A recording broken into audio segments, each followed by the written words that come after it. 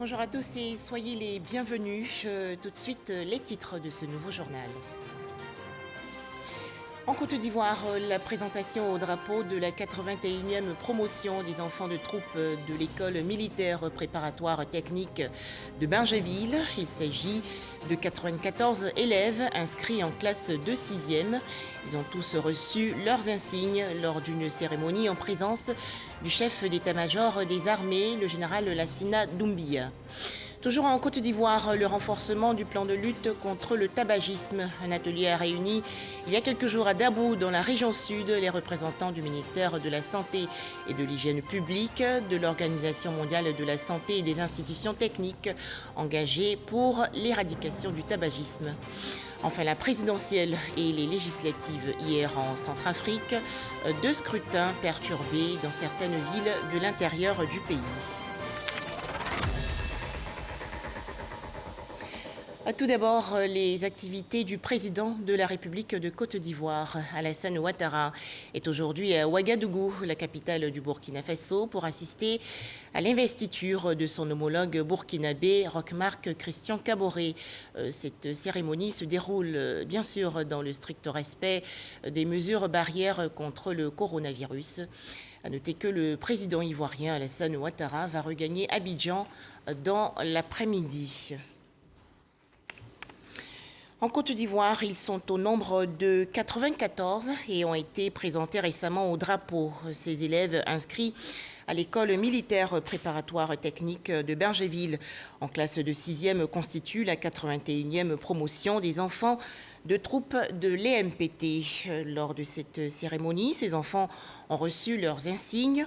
À noter que le président de la République, Alassane Ouattara, a offert à l'école militaire des équipements didactiques estimés à 150 millions de francs CFA.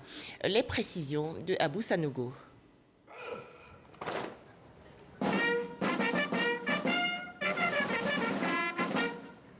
Il y a quelques mois, ils ignoraient tout de l'armée. Désormais jugés aptes à se conduire avec droiture au regard des règles qui régissent l'armée, la 81e promotion des enfants de troupe est présentée au drapeau 3 mois après son admission à l'école militaire préparatoire technique de Bingerville. Au nombre de 94, ils ont en cœur et en présence du chef d'état-major général des armées, le général de corps d'armée Lassina Doumbia, prêté le serment de porter avec honneur et fidélité les insignes de l'EMPT, symbolisant ainsi leur baptême et leur intégration dans la famille des enfants de troupe. En vous recevant dans notre communauté, sachez que nous faisons de vous des méritants.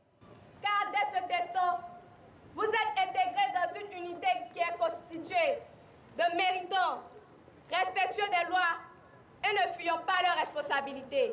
Le contact que nous avons eu avec vous prouve que la communauté à laquelle nous allons appartenir nous portera bonheur. Sans vous, cette tâche nous sera difficile. Genoux à terre pour marquer la soumission et le respect aux aînés. Les 94 nouveaux pensionnaires ont reçu des mains de leurs parrains de la 44e promotion de l'école les attributs de l'enfant de troupe. À ces nouveaux pensionnaires, le lieutenant-colonel Danho Josué Parfait a donné le sens du drapeau puis a défini la devise inscrite sur l'une de ses faces, sans toutefois oublier les valeurs y afférentes. Le drapeau est votre raison de vivre. Vous devez le défendre avec honneur et bravoure. Soyez-en fiers. Lors des cérémonies, il vous précédera toujours. Et chaque fois que vous le verrez, soit sur un mât fixe ou porté par un officier ou un élève, vous devez avoir toujours à l'esprit l'essentiel de tout ce qui vous a été dit ce jour. Autre temps fort de la cérémonie, la remise du don du président de la République Alassane Ouattara à la faveur de la célébration des 80 ans de l'école. Le chef d'état-major général des armées, Lassina Doumbia, a au nom du Premier ministre Ahmed Bakayoko remis symboliquement ce don composé de matériel didactique et de mobilier d'une valeur de 150 millions de francs CFA au chef de corps. Mouvements gymniques et démonstrations d'arts martiaux ont convaincu l'assistance sur la réelle progression d'assimilation de ces enfants de troupe. La 81e promotion des enfants de troupe comprend 81 Ivoiriens, dont 28 jeunes filles et 13 étrangers issus de 7 pays frères africains. Autre festivité, cette fois à Sérigboka, village situé dans la région nord du pays. L'école primaire est désormais dotée d'une cantine scolaire. Un don du député Séverin Guibé-Songui qui a également offert des kits scolaires aux meilleurs apprenants. Objectif, maintenir les enfants à l'école. Le point avec Soro Corona de RTI Boaké. Taux élevé d'absentéisme et d'abandon enregistrés dans de nombreuses écoles primaires en zone rurale. L'école primaire de Sérigboka, village du département de Niakara, n'est pas épargnée par ce sombre tableau. Certains n'arrivent pas à avoir des repas par jour et d'autres sont obligés d'aller au champ accompagnant leurs parents et cela entraîne malheureusement parfois des désistements de l'école. Pour maintenir les enfants à l'école, le député de Niakara a doté l'école de Sérigboka d'une cantine scolaire. Coût de l'infrastructure, 5 millions de francs CFA. À travers ce don, Séverin Guibé-Songui accompagne la politique obligatoire du gouvernement. Politique qui permet à tous les enfants âgés de 6 à 16 ans d'avoir le droit à l'éducation. Les parents d'élèves saluent la réalisation de cette cantine qui met fin à la souffrance des enfants scolarisés. Vraiment, je suis ému de la venue du député Guibès de nous avoir aidés à avoir une cantine. Nous remercions vraiment son assistance. La cérémonie d'inauguration de la cantine a été couplée à la récompense des meilleurs écoliers de Sérigboka. Le président de la République a voulu que l'école soit obligatoire. La cantine scolaire est un élément important pour l'effectivité de l'école obligatoire, parce que cela donne aux enfants le goût de fréquenter l'école. Avant ce don, le député Séverin Guibé-Songui a doté la sous-préfecture en matériel informatique, des équipements pour permettre aux administrations publiques de Niakara de travailler en toute quiétude. L'actualité en Côte d'Ivoire, c'est aussi le renforcement du plan de lutte contre le tabagisme. Des représentants du ministère de la Santé et de l'Hygiène publique, de l'Organisation mondiale de la santé et des institutions techniques engagées pour l'éradication du tabagisme ont participé récemment à un atelier à Dabou, dans la région sud du pays. Les explications dans ce reportage de Eugène Atoubé. Valider le projet de décret portant conditionnement, étiquetage, avertissement sanitaire et commercialisation des produits du tabac. C'est l'objectif de l'atelier réunissant experts de l'OMS, du Programme national de lutte contre le tabagisme et les représentants des ministères et institutions techniques engagés dans la lutte anti-tabac. L'OMS estime qu'il est important et nécessaire dans l'éradication du tabagisme que le conditionnement du tabac soit neutre et son contenant émetteur de messages de mise en garde sanitaire. Plus clairement, que le conditionnement soit un message d'avertissement écrit ou visuel qui renseigne sur les dangers de la consommation du tabac. C'est pour montrer à la population qu'il ne sait pas lire et écrire, mais qu'à travers des images, là, on verra que ce produit-là est toxique et que cela peut entraîner les maladies et par conséquent la mort. Le ministre de la Santé et de l'Hygiène publique, Eugène Akawele, qui a ouvert les travaux de l'atelier, ne cache pas son empressement à voir valider ce projet de décret, rappelant que chaque année, environ 5000 personnes meurent en Côte d'Ivoire d'une maladie liée à leur tabagisme. Et le milieu jeune n'y échappe pas. C'est une belle initiative. Nous avons besoin d'une jeunesse en bonne santé. Et une jeunesse en bonne santé passe par ce genre de réglementation qui pourrait amener les jeunes à prendre conscience du danger que représente le tabac pour leur santé. L'exigence d'avertir le consommateur des dangers du tabac est une pratique vieille. Pour autant, l'OMS recommande que les paquets de cigarettes et de tabac comportent des mises en garde et messages bien conçus.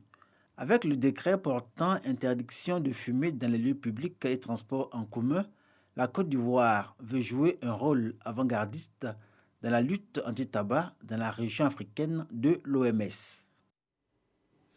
À présent, la page dédiée au coronavirus pour rappeler l'importance des gestes barrières contre la maladie.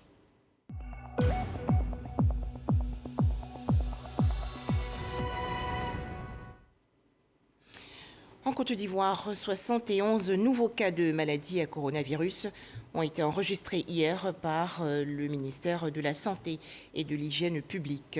Le bilan ivoirien fait actuellement état de 22 152 cas confirmés de coronavirus, 21 752 personnes guéries, 135 décès et 265 cas actifs. Les 27 de l'Union européenne, eux, ont commencé à vacciner leur population contre le coronavirus. À noter qu'en France, une femme de 78 ans a reçu hier la première injection créée par le laboratoire Pfizer-BioNTech à l'hôpital de Sevran, dans la région centre-nord du pays. Un tout autre sujet à présent et nous partons à Yamoussoukro, dans la région centre du pays. La société de gestion des stocks pétroliers de Côte d'Ivoire a testé récemment son dispositif de sécurité. Il s'agissait donc d'un exercice de simulation d'alerte incendie sur les installations de la Gestossi. Kader Sogodogo de RTI Bouaké. Il est 10 heures. Un bruit assourdissant se fait entendre au bac R5 du dépôt de la Gestossi de Yamoussoukro. Ce bruit est suivi d'une intense fumée. L'alarme est déclenchée. L'évacuation des lieux qui s'ensuit va occasionner 3 blessés.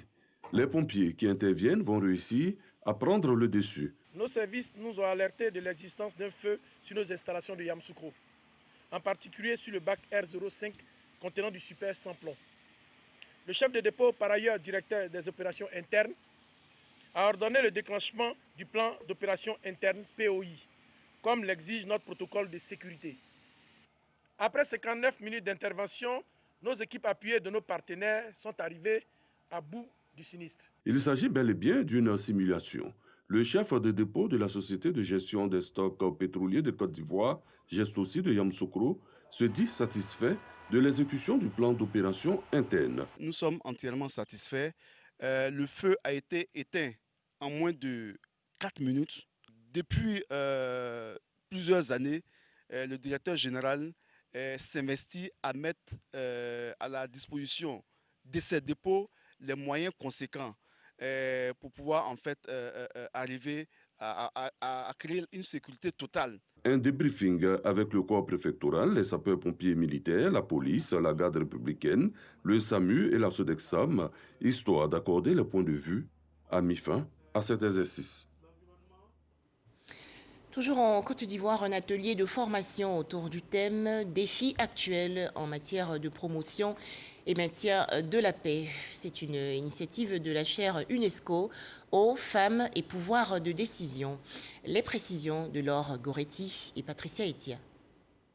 Échange, formation et bilan pour faire le point des actions menées dans le cadre de la campagne de paix initiée par la communauté régionale pour l'autonomisation de la paix, CREAPAIX. Si nous voulons réellement avoir la paix, il faut que les femmes et les jeunes filles soient au centre de la recherche des solutions. La Côte d'Ivoire a été le premier pays à faire un plan d'action relatif à cette résolution 1325. Plusieurs actions pour la consolidation de la paix durable en Côte d'Ivoire ont été menées, notamment la formation des femmes leaders pour qu'elles soient des relais plus efficaces dans leur famille et leur milieu de vie. Cette formation va me permettre d'avoir des outils de manière à ce que sur le terrain, notamment à Soubré et à travers mon ONG AGET, faire inculquer l'esprit de paix au niveau des femmes et des hommes. Qu'on soit du milieu, j'allais dire, public, du secteur public, qu'on soit du secteur privé, ce sont des formations qui nous servent réellement et qui nous permettent de prendre des décisions. Échange et exhortation des intervenants pour encourager aux attitudes et comportements de paix. La résolution 1325 des Nations Unies demande à tous les États d'impliquer les femmes dans la promotion de la paix. Et ce rôle-là, vous devez l'assumer, chère maman. Nous devons l'assumer sur notre lieu de travail, dans les partis politiques, dans les associations. Dans l'optique de poursuivre ces initiatives de promotion de la paix durable en Côte d'Ivoire, le CREAPAIX compte multiplier ses actions en faveur des femmes, mais aussi des jeunes. La communauté prévoit déjà en janvier d'autres formations sur la médiation. La paix est également enseignée aux populations de Diabo et de Languibonou dans la région centre du pays. C'est une initiative de la Direction générale du Trésor et de la comptabilité publique de Côte d'Ivoire. Pour en parler, Soro Corona de RTI Bouaké. Stade municipal de Diabo. Le directeur général du Trésor et de la comptabilité publique, Jacques Assaouré, sensibilise les populations des sous-préfectures de Diabo et Languibonou sur la paix pour une cohabitation pacifique. Au cours de cette rencontre, Jacques Assaouré a exhorté les populations à être des vecteurs de paix, mais aussi à mettre tout en œuvre pour consolider l'union et le vivre ensemble entaché par des violences survenues dans ces deux localités au lendemain de l'élection présidentielle. On a décidé, à la suite des événements récents, de faire en sorte que nos jeunes frères et nos jeunes sœurs se constituent en coopérative et qu'ils puissent s'organiser afin que nous puissions les accompagner. Toutes tendances politiques confondues.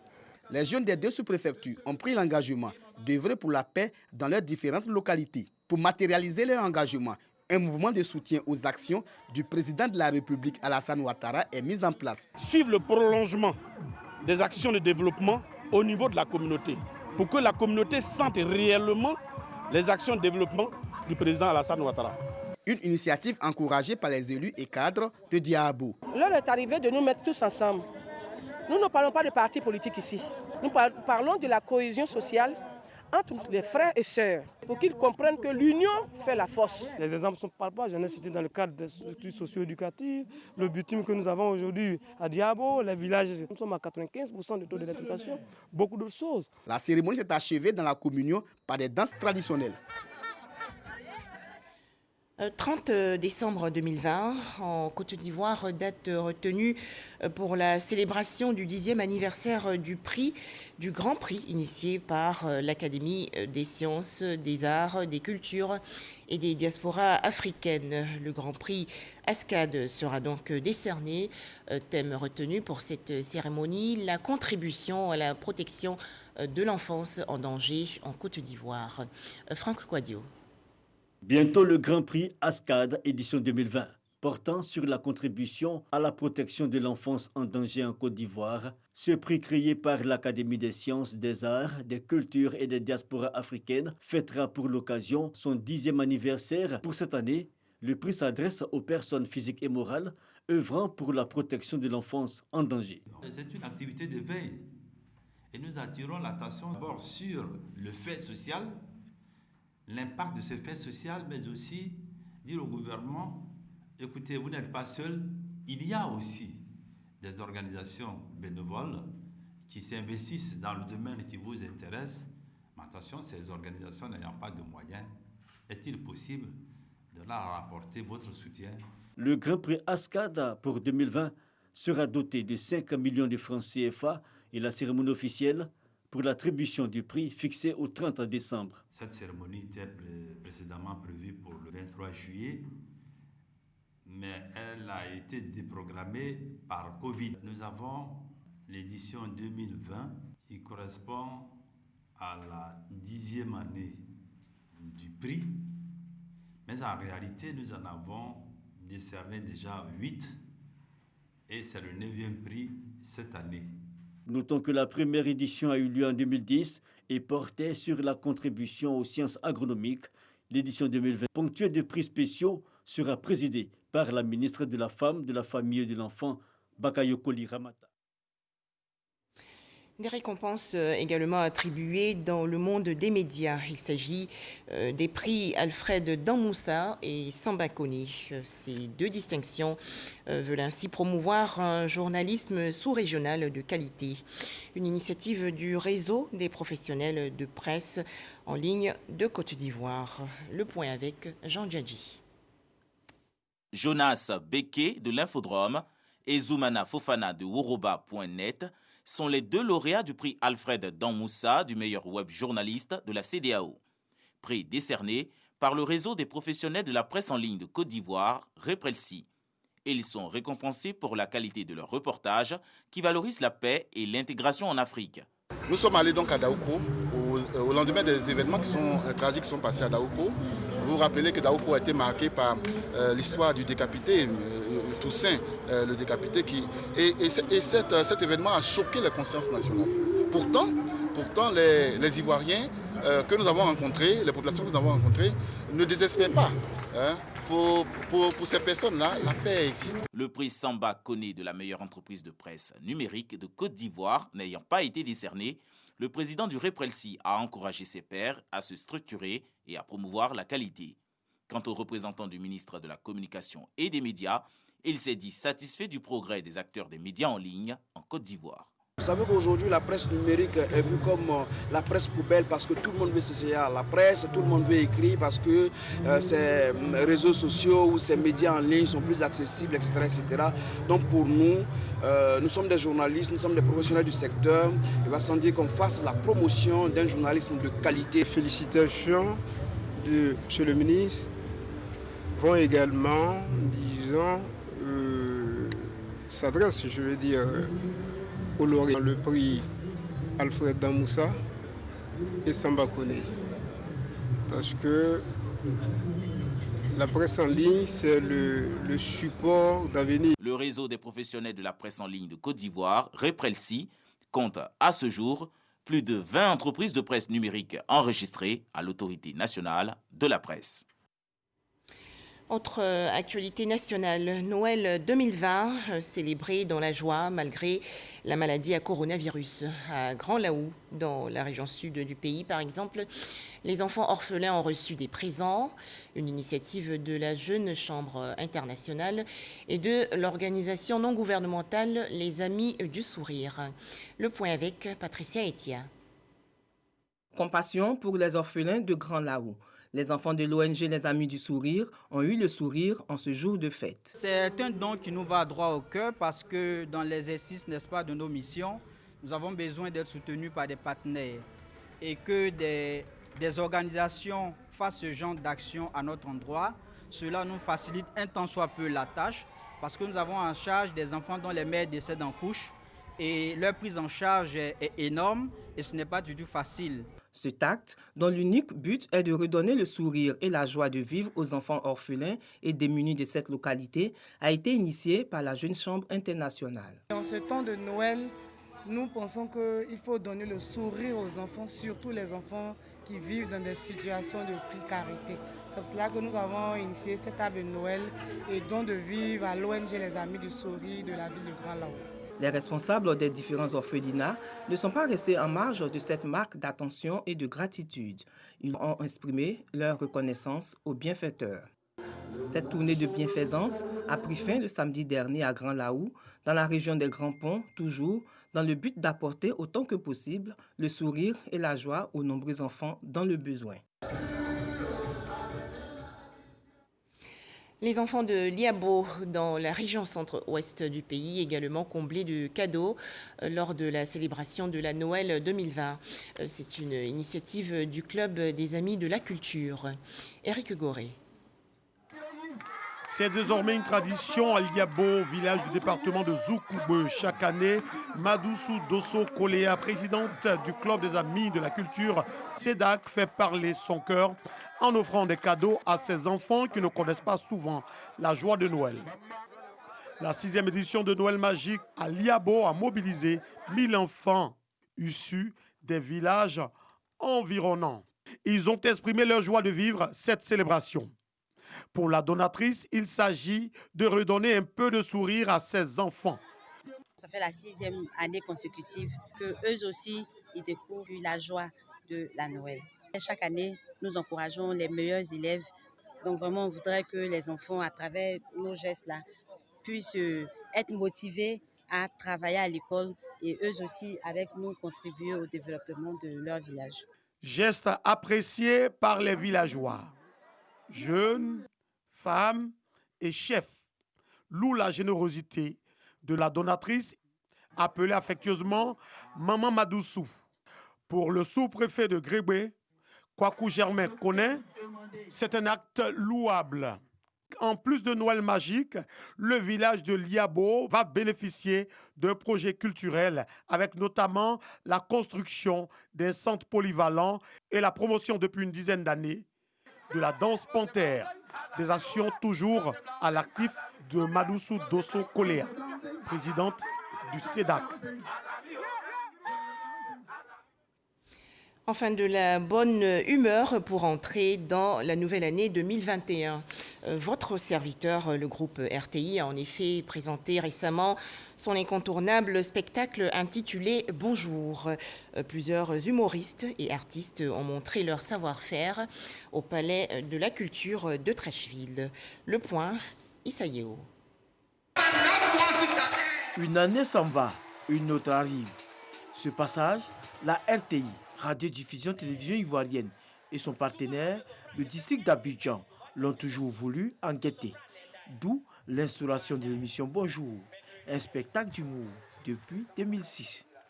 Cette année, la tradition est respectée avec l'émission Bonjour 2021. Pour cette 14e édition, une bonne brochette de nouveaux et anciens talents reconnus sont retenus. À 7h, Dieu se réveille. À 16h, il remarque qu'il y a des noirs. Il pose la question aux anges. Il dit, ceux-là, ils viennent d'où? Les gens disent, Seigneur, comme tu as fait blanc, on voulait reproduire, mais ça a brûlé. Agneau, Gambien, eux-mêmes, on les a enlevés, c'est si bien, on les a mis, on a produit pour les amis, c'est pourquoi ils sont bien noirs là. Je vais venir là-bas, oh, quoi, peste porcine, ils ont débrouillé quand ça arrivait dans nos ports. Je pourquoi être gâté. Petit du corona, ils ont débrouillé quand ça arrivait ici. Nous là, on n'a pas ce genre de problème là. Eux, ils ont dit, oh, attention à l'Afrique, attention à l'Afrique. Il faudrait que l'Afrique aussi, on prenne nos responsabilités. On doit créer maintenant un virus, nous on doit créer un virus aussi. Et puis on leur envoie ça là-bas comme ça. Vous allez le remettre, c'est quoi? Calmement. Des blagues, des satires sociales, l'actualité politique croquée en dérision. Tout y est pour tenir le public en haleine. Aïe, c'est pas compté dans son ethnie. Qui dit 2, Aïe dit non. 3, Aïe dit ça. Mais il ne faut pas dire 1. Qui Aïe? Qui dit elle, Aïe dit ne dit pas. Les C-O-N. Ça dit quoi? Faut dire moi. Je trouve que c'est les meilleurs qui sont sur la scène. Moi, je suis très heureuse d'être ici. Et je suis fière de la nouvelle génération. Ils font du bon boulot. Ah, vraiment, le spectacle, il est très bon. Et on se sent bien, il y a l'humour, vraiment on se retrouve. C'est génial, c'est fantastique. La révélation du Bonjour 2021. Un jeune talent sélectionné lors du casting des nouveaux humoristes. On va parler de tout là. Il n'y a pas autre que vous, c'est vous. L'année 2021 est éprouvante du fait de la pandémie du coronavirus. Ce spectacle, une sorte de catharsis, selon les initiateurs. La Côte d'Ivoire est un pays solide, un pays de fierté, un pays de courage et d'engagement. Et avec ce bloc-là, cette population, les dirigeants, nous avons victorieusement surmonté les écueils de 2020 et avec le partenariat entre le district d'Abidjan, je voudrais ici saluer chaleureusement le ministre-gouverneur Begré Mambé et la RTI, eh bien, nous avons offert ce spectacle d'humour qui a vu une marée humaine venir partager de beaux moments. Et je pense que ça augure du meilleur pour 2021. Le riz est thérapeutique. L'occasion extraordinaire qui nous est donnée de nous retrouver ici entre frères et sœurs ivoiriens, de communier ensemble, de rire ensemble, est une occasion rare où on retrouve toute la Côte d'Ivoire, géographique, ethnique, sociale, politique, philosophique même, et la Côte d'Ivoire de tous les caractères. Je ne sais pas si on imagine ce que ça représente pour la cohésion sociale. C'est pourquoi je voudrais féliciter la RTI pour l'initiative qu'elle a prise de rassembler les Ivoiriens de façon périodique dans une ambiance fraternelle et extraordinaire. Au total, 13 humoristes, dont 2 web, 2 nouveaux, 8 anciens et DJ TikTok ont pu arracher le sourire aux nombreux spectateurs du Palais de la Culture des Treichville. Fini la phase d'Abidjan. L'équipe de Bonjour va entamer la tournée nationale et internationale dans les tout prochains jours. Première étape, Yamoussoukro, la capitale politique, le samedi 9 janvier 2021. Enfin, en image, l'actualité hors de chez nous. Les populations ont voté hier pour la présidentielle et les législatives en Centrafrique. Les 2 scrutins se sont bien déroulés à Bangui, la capitale. En revanche, dans plusieurs villes de l'intérieur du pays, des groupes armés ont perturbé le vote. Les résultats provisoires sont attendus le 4 janvier 2021. Et c'est la fin de cette édition. Agréable après-midi à toutes et à tous.